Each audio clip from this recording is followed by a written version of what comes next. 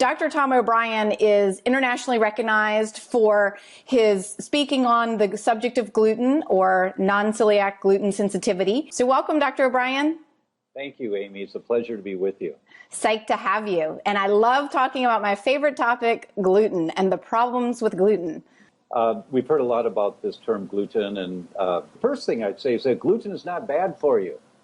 Bad gluten is bad for you. And the difference, gluten is a family of proteins. Gluten is a term, it's like an umbrella term, and in that family, there's one branch of the family that's toxic for humans. That branch of the family of gluten proteins is the gluten protein that is in wheat, rye, and barley. There's gluten in rice. There's gluten in corn.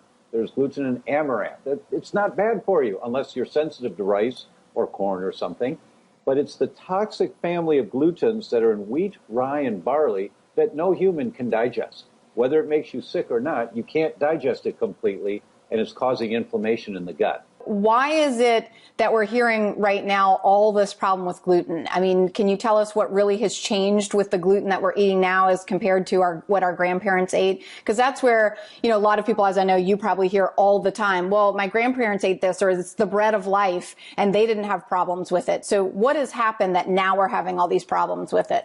Yeah, well, the grandparents actually did have a problem with it. They just didn't know. Right. That no human can digest this. And what happens is that we cross a threshold at some point. It's called loss of oral tolerance. And oral meaning what we eat. Whether you get sick or not when you eat it, it's causing a problem. There is a four-fold increase, 400% more people today that are having problems at an earlier age than there was 50 years ago. So more people are getting sick today, and more people are dying earlier from that sickness than 50 years ago. The wheat in our country is not genetically modified. It's hybridized. Right. It's hybridized, and soon the GMO wheat will be available here, unfortunately. Frightening. It's going to be worse. Yes. But it's not that the wheat has changed. Although it has changed and there's more gluten, it's called the 50-50 rule. In the last 50 years, there's 50% more gluten in the wheat that's being served to us than there was back then, 50 years ago. That's true. So it's more gasoline on the fire, if you will, causing inflammation. But they've done studies on this, and they've shown, no, it's not the change in wheat. And this comes from our top celiac researchers saying this. But what it is called a loss of oral tolerance. Our guts are being exposed to so many toxic things now, in the water we drink, in the carrots that we're eating, in the in our vegetables, our fruits, our beverages. We're exposed to so many more toxins, and the whole discussion about GMOs in general, that our immune system is on high alert, high vigilant alert all the time. And the biggest, shocker, I think, for a lot of people is the beauty products, the makeup, the shampoo, the lotions. Your skin is our biggest organ, and we're absorbing all of this stuff. And that, when I see people coming in and their antibodies are still elevated and they're still having problems, but they've been gluten-free forever, and we're really, they might even be paleo, not eating any grains at all, and we're just, going through the checklist of where it's coming from. And that is always in my clinic, the biggest shocker to people is the beauty products. There are those people, they put lotion on, they get rashes. Right. They take the lotion off, they don't get rashes. Yep. So you can't argue with that.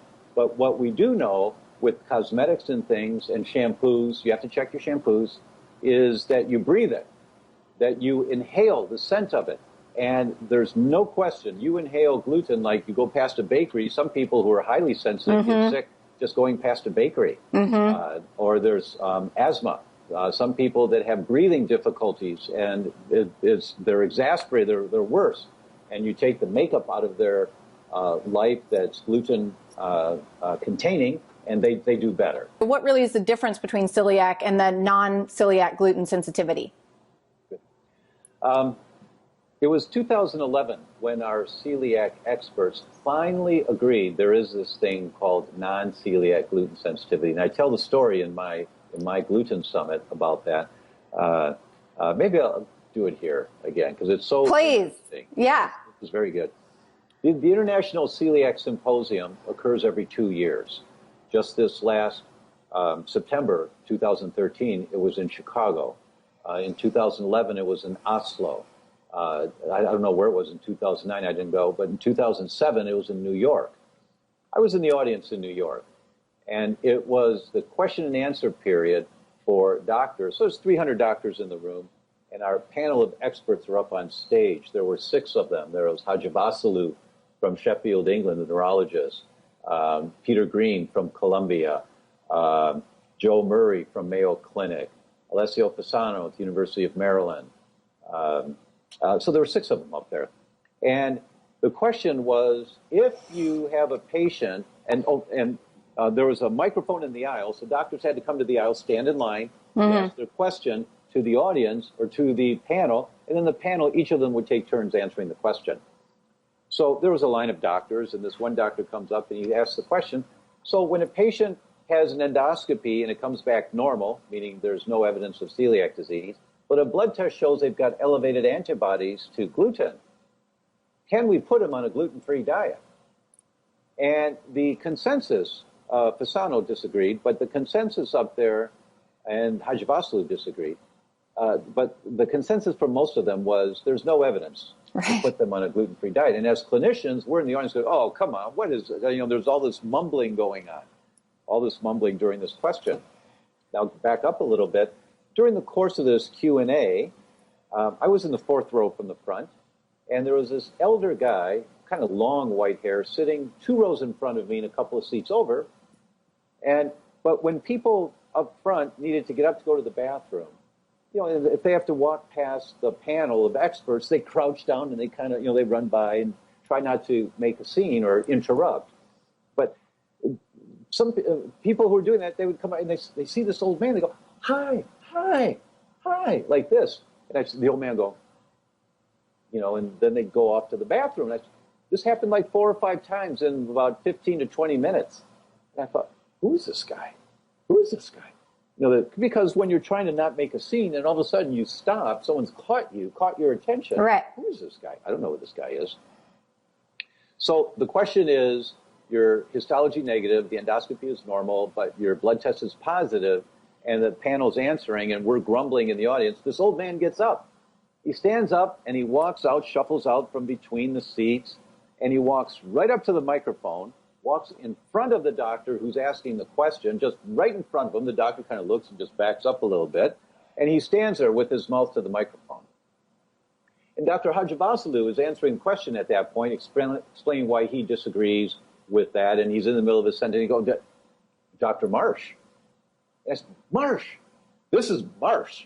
This is the godfather of all of it, because for your listening audience, when you have the test for celiac disease, they put a tube down your throat called an endoscopy, and they take out a piece of the small intestine, and they look at it under a microscope.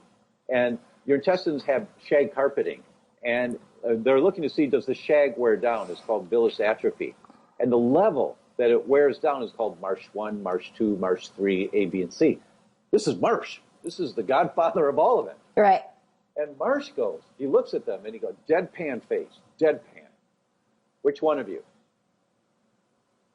And he fingers the entire panel. Which one of you has a patient who is histology negative, meaning the test was normal, serology positive, the blood test is abnormal? Which one of you has such a patient, you do not put them on a gluten-free diet, and they die in 2 years of lymphoma? Which one of you will feel you practice good standards of care? And he turned around and walked away. And we're just all clapping in the audience. Awesome. Yes, yes. It takes guts to do that, but when you're the grandfather. No pun intended. Right, that's right, that's right. No, I heard your interview with him. I didn't know who he was until I was listening to the Gluten Summit. It was incredible. Yeah, it's a great thing to listen to, and his words are really great. But I believe that was the moment in history. That was the moment when that panel and everyone in the audience said, whoa, we better think twice about this. And they opened up the blinders. Because after that, if you look at the number of papers in PubMed that started coming out about non-celiac gluten sensitivity, they just started to go like this. Right. Now they outnumber celiac disease 43 to 1. Wow. For every one paper on celiac disease, and there are many, there are 43 papers that come out on non-celiac gluten sensitivity. So fast forward from 2007, when that occurred. Now we go to 2011 in Oslo for the next International Celiac Symposium. the panel of experts finally agreed, well, there is this thing, non-celiac gluten sensitive. We don't really know what it is, but there is this thing, so let's define it. And they came up with definitions for all of the world of gluten sensitive issues. They said, you know what? Let's use the term gluten-related disorders as the umbrella. That's the term to use. Underneath that, if you have the gene and if it causes your shags to wear down, it's celiac disease. It can be an IgE allergy, wheat allergy, which is skin pricks that everyone knows about. Right. Allergies to skin pricks, that's an IgE allergy. Or it can be this thing, non-celiac gluten sensitivity. But it's real. Let's acknowledge it. We don't know what it is, but let's acknowledge it. That was in 2011. That was just a couple of years ago. Right. But since then, the papers are just skyrocketing coming out now. So now we're very clear about it. So do you want to just tell us kind of what is autoimmunity in your words? Sure. Autoimmunity is when your immune system attacks yourself, your own tissue. Your immune system is the armed forces in your body. Army, Air Force, Marines, Coast Guard, Navy, IGA, IgG, IgE, IgM. There's different branches of the armed forces. And, it's good to talk about this. Everybody knows about the pinprick test for IgE, which is one branch of the armed forces. It's the Air Force. And when you think you have a problem with food, you think you have an allergy to food, we go to an allergist and they do an IgE test, either a blood test or skin pricks. And it's the first test that was ever done. Back in the 50s, that test was identified. And so what did they do? There was a subspecialty in medicine that developed called allergists. And that's their realm, and that's what they look at, and they're very good at that. Unfortunately, many of our allergists today think that that's the only way that the immune system is going to respond. And that's just nonsense. That's the Air Force. What about the Army? That's IgA. No, see, that's IgG. What about the Marines? That's IgA. What about the Navy? That's IgM. There's different branches. Now, IgE is very important. Skin prick tests are very important. Very important. It comes back positive, you got a problem. But if it comes back negative, all it says is the Air Force is not on high alert. Well, what about the Marines? I don't know. We haven't checked the Marines. Right. We have to check the Marines. So you can't check. And for the doctors that are attending your summit, your healthcare practitioners, you cannot check one branch, which is the Army. And it's a good test to do, but it's only the Army. If it comes back negative, it doesn't mean you don't have a problem. It means the Army hasn't responded. Maybe it's the Air Force. It's an IgE reaction. Or maybe it's the Marines, the IgA. You've got to be more comprehensive in your testing so that you're looking at the different branches of the immune system. Autoimmunity is when you're making antibodies to your own tissue, whether it's the myelin, the saran wrap around your nerves, and you make antibodies to that, and if that gets bad enough, that's called MS. Or whether it's antibodies to a part of your brain called the cerebellum, which 26% of people, when checked, have elevated antibodies to cerebellum. I mean, it's huge. The numbers are scary huge. That's why our elders don't keep good balance. They can't walk nimbly on the earth, and they're really cautious all the time. It's because the area of the brain that deals with muscle control has been shriveling because of the antibodies, or antibodies to your thyroid, or antibodies to your muscles. The most common cause of muscle pain in people over 50 is sporadic inclusion body myositis. Big, long Scrabble word. Sporadic inclusion body myositis. But what is it? It's inflammation in the muscles where your immune system's attacking your muscles. So it depends. You pull at a chain, the chain breaks at the weakest link. It's at one end, the middle, the other end, it's your heart, your brain, your liver, your kidneys, wherever the weak link is. And so your immune system is going to attack wherever. When you pull at the chain hard enough, you have enough stress in your life, environmental triggers, what you eat, or emotional stress, pulling on the chain, it breaks at the weak link. If it's your thyroid, you're making antibodies to your thyroid, and you slowly destroy your thyroid tissue. That's autoimmunity. I loved your explanation of the different branches of the military. I hadn't heard it explained that way. One thing for the practitioners out there, I mean, I know you know this, but that I like to point out, it's always important to check the levels of those branches as well, meaning get a total IgA, IgG, IgM, so that you can actually tell if the person is able to respond to whatever it is, like gluten or gliadin that you might be checking, or these 180 foods or whatever the situation is. Because at least in my own practice, I frequently see people who have candida or yeast overgrowth, and that's suppressing their IgA and their gut. And then people cannot mount that response. And that's a really good point. Yeah. Really good point. And with celiacs are 10 times more common to have an IgA deficiency compared to someone who is not a celiac. And celiac, by the way, New England Journal of Medicine tells us it's one of the most common lifelong disorders in the U.S. So I showed that slide, New England Journal of Medicine, celiac disease, one of the most common lifelong disorders in the United States and Europe. So doctors, if it's one of the most common lifelong disorders, how often is it in your practice? Rarely. And they just go like deer in headlights. Right. What? It's there every day if you look for it. So one of the most common lifelong disorders in the U.S. is 10 times more common that your immune system's worn out and it's not going to mount an appropriate response if you do the blood test.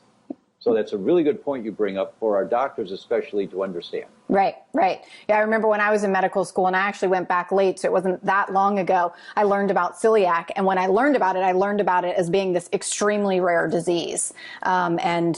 Yeah, I mean, it's kind of funny because back then I was thinking, oh, those poor people. I grew up in New Orleans and I was eating French bread and fried shrimp poor boys and, all kinds of things. I think those poor souls that can't eat gluten.